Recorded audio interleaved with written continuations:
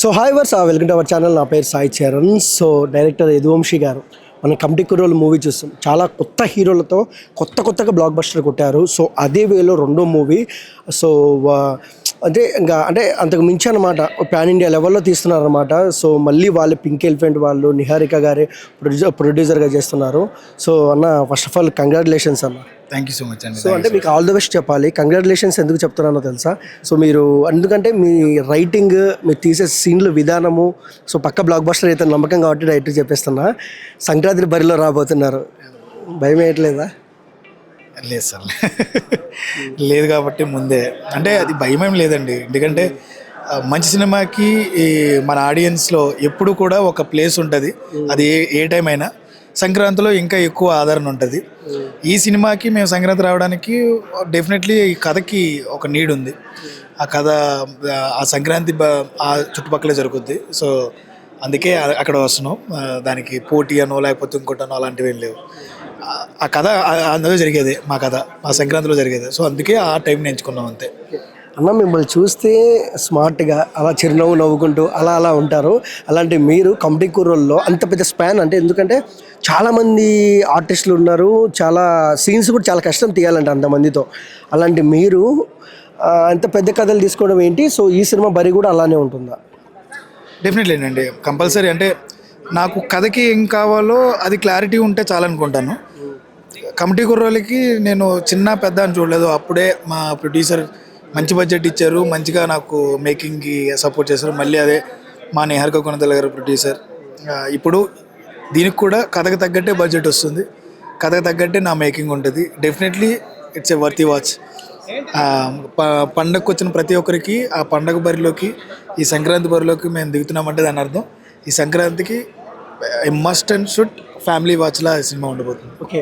So mega ఆశీర్వాదం ఉన్నట్టు మీకు పవన్ కళ్యాణ్ గారు, ఆయన టైం దొరకడమే కష్టం, అలాంటిది మీ పూజకు వచ్చారు, రెండో పూజకు. సో ఎలా అనిపిస్తుంది అన్న, మీ ఫీల్ ఏంటి? సర్రియల్ మూమెంట్ సార్ అది. అంటే నిన్న నైట్ వరకు నాకు తెలియదు. ఒక్కసారిగా నాకు వరుణ్ గారు ఫోన్ చేసి రేపు ఎవరు వస్తున్నారో తెలుసా అన్నారు. నేనేదో పనిలో ఉన్నాను, షాక్ అయ్యాను. అంటే ఇది చాలా పెద్ద మూమెంట్ సార్. మన చిన్నప్పటి నుంచి మనకి ఆయన చూస్తూ ఎదిగిన వాళ్ళు, అంటే ఆయన స్వాగ్ కానీ, ఆయనతో ఒక్కసారి ఆయన చూస్తే చాలు, ఆయన పక్కన నుంచి ఉంటే చాలు, లేకపోతే ఒక ఫోటో దిగితే చాలు అనుకునే ఆ స్టేజ్ నుంచి వచ్చిన వాళ్ళు. రెండో సినిమా నా సినిమా పూజకి వరుణ్ గారు పవన్ కళ్యాణ్ గారిని పిలవడం, పవన్ కళ్యాణ్ గారు రావడం, ఆయన నాతో మాట్లాడడం, ఏం చేస్తున్నావు, ఎలా చేస్తున్నావు, ఇదేంటి మార్కెట్ ఏంటి, సెటప్ ఏంటి, ఓకే అని నాతో మాట్లాడుతుంటే నేను కన్సీప్ యాక్చువల్లీ నాకేం తెలియలే, అలా చూస్తూ ఉన్నా. డెఫినెట్లీ ఇదంతా it's all credit goes to my producer and hero. వాళ్ళ వల్లే ఇదంతా. సో కళ్యాణ్ గారు మీతో ఏం మాట్లాడారు? ఏంటి ఇది సెటప్లు ఏంటి, వాలీబాల్ అంటే ఏంటి, ఇక్కడ ఏదో మార్కెట్ సెటప్ ఉండే మార్కెట్ ఏంటి, it's all related to cinema story. So అంతకుమించి నేను కూడా ఏం చెప్పలేదు, ఆ స్కోప్ లేదు. ఆయన అడిగిన దానికి అంటే అందరితోనే మాట్లాడారు. అది అంటే కళ్యాణ్ గారు ఎంత బిజీ స్కెడ్యూల్ ఉంటుందో మీకు తెలుసు. ఆయన 5 నిమిషాలు ఇస్తే చాలు మనకి.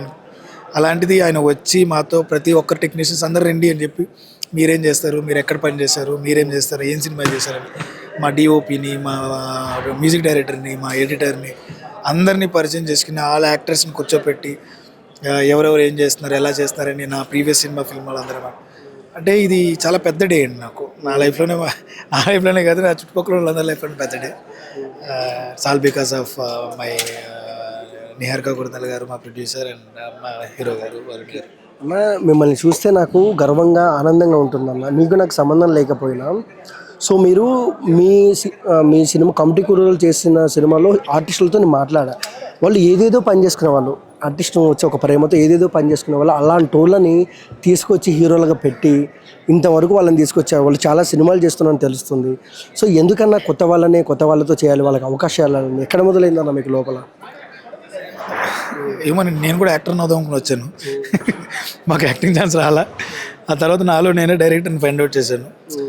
అంటే ఒక ఫ్రెష్నెస్ ఉంటుందండి. అంటే చాలామంది యాక్టర్స్ బయట ఉన్నారు. నేను ఎంత గట్టిగా 11 మంది అన్నారు. నేను 11 మంది మాత్రమే ఇంట్రడ్యూస్ చేయగలిగాను. ఇంకా చాలామంది జనాలు ఉన్నారు. ఐ డోంట్ హ్యావ్ ఆ స్కోప్ లేదు. బట్ చాలామంది ఇప్పుడు కొత్త వాళ్ళతో సినిమాలు చేస్తున్నారు. ఇంకా చాలామంది రావాలి. నా సాయశక్తిలో నేను ప్రయత్నిస్తాను. ఎంతమందిని కుదిరితే అంతమందిని తీసుకురావడానికి. ఈ సినిమాలో కూడా చాలామంది కొత్త వాళ్ళు ఉంటారు. డెఫినెట్లీ వాళ్ళతో పనిచేస్తే ఒక ఆ సినిమా మీద ఉన్న ప్రేమ, పిచ్చి, ఆప్యాయత ఎక్కడో పని చేసుకుంటూ ఇక్కడికి వచ్చి ఏదో నిరూపించుకున్న వాళ్ళందరితో పనిచేస్తే అదొక ఆనందం నాకు. సో అలా అంటే అలా వరుణ్ తేజ్ గారిని పెట్టారు కదా, సో మరి మీకు ఇబ్బందులు ఏమి ఉండవా? అంటే కమర్షియల్గా తీసుకెళ్ళాలి అంటే మీరు చేసే మూవీ లాస్ట్ మూవీ వచ్చేసి కథపరంగా వెళ్తుంది.